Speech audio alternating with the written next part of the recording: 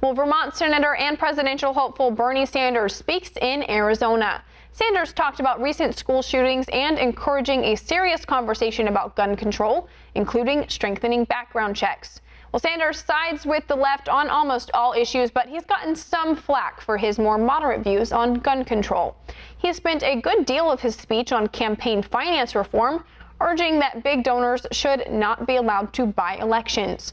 The Vermont senator has reportedly gathered roughly 1 million separate donations, averaging around $20 per contribution. OANN America's Kargaran was at the event, and he has this report.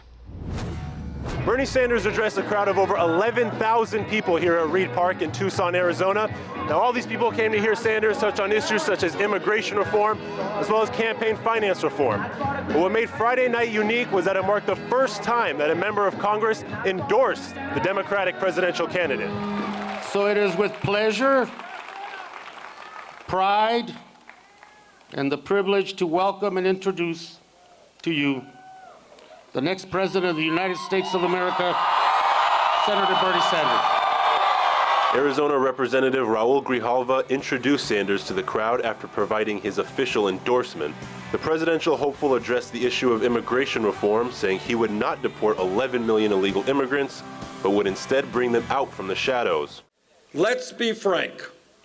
Today's undocumented workers play an extraordinarily important role in our economy.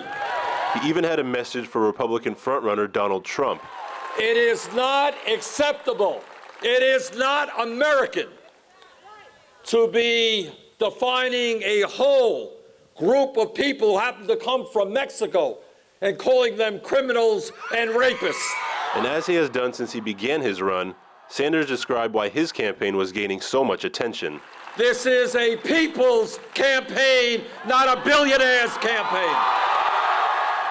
With mass shootings dominating headlines, Sanders also addressed his stance on gun control laws, something experts say is the weak point of his campaign. It's also something he will address next week during the first Democratic presidential debate. In Tucson, Arizona, for OANN America News, I'm Kargaran.